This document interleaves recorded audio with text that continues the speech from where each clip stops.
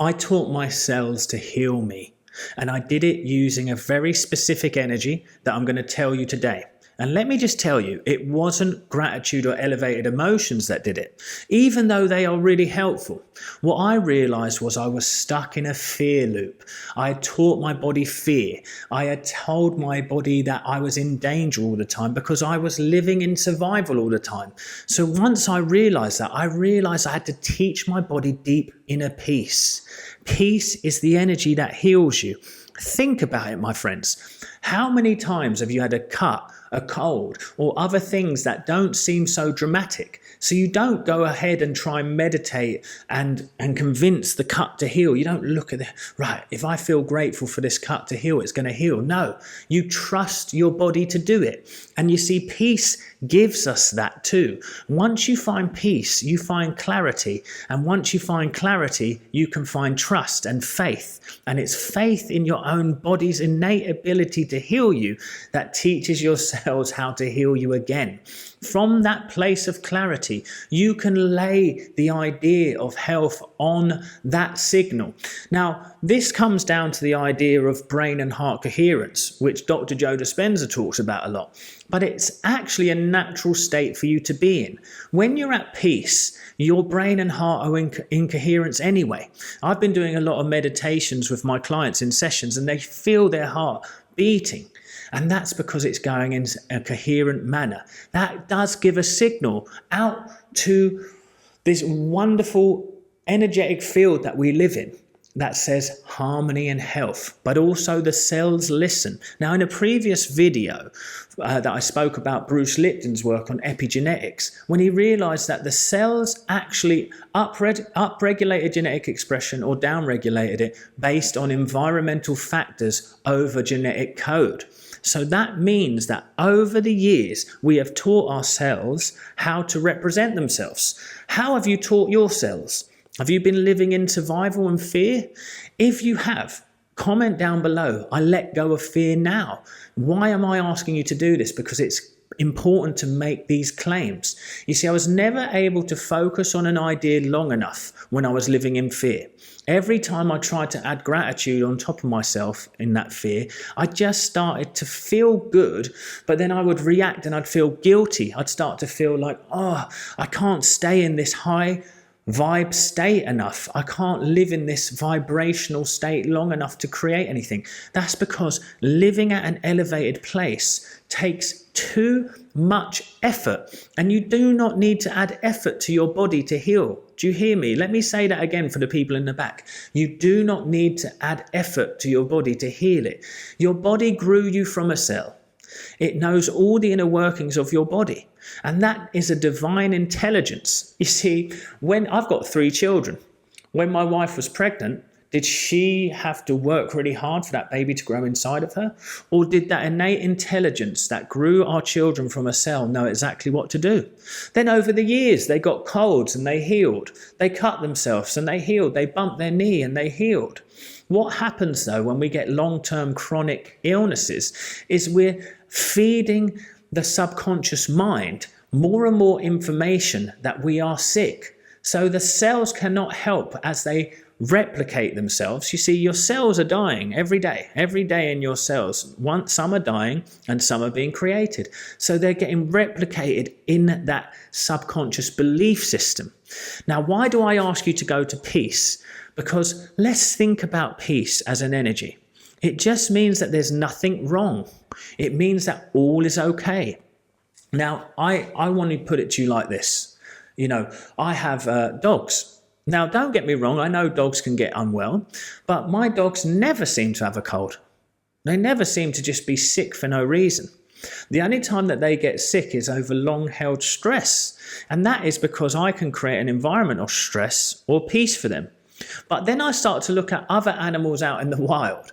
You know, like you'll see a deer get chased by a lion. It's at the watering hole.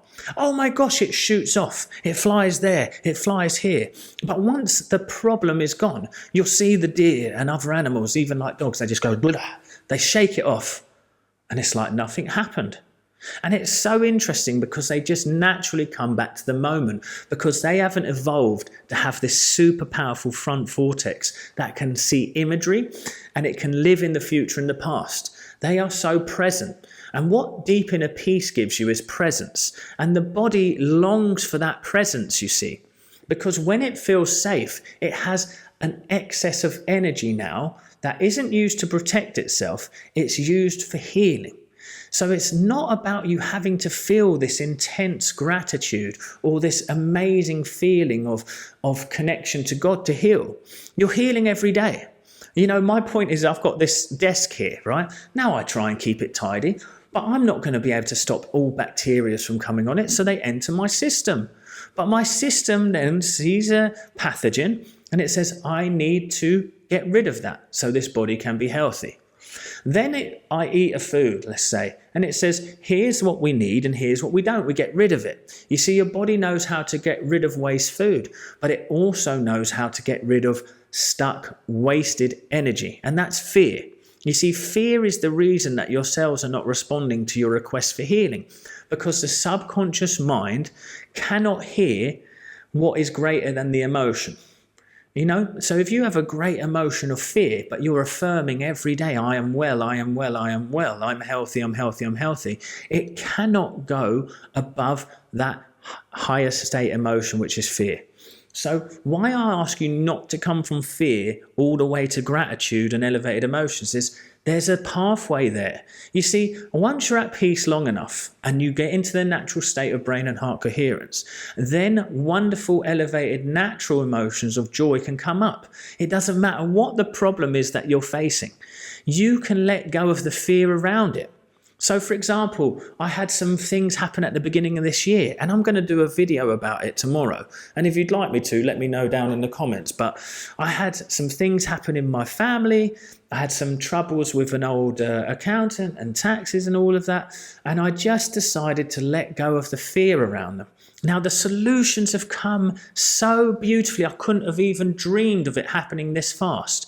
And there is peace in my family, and there's solutions in the taxes and business, you know? So what I'm trying to say to you there is none of that came from me trying to imagine and visualize it so intensely. Now, if you're someone who likes to visualize, I don't put it down.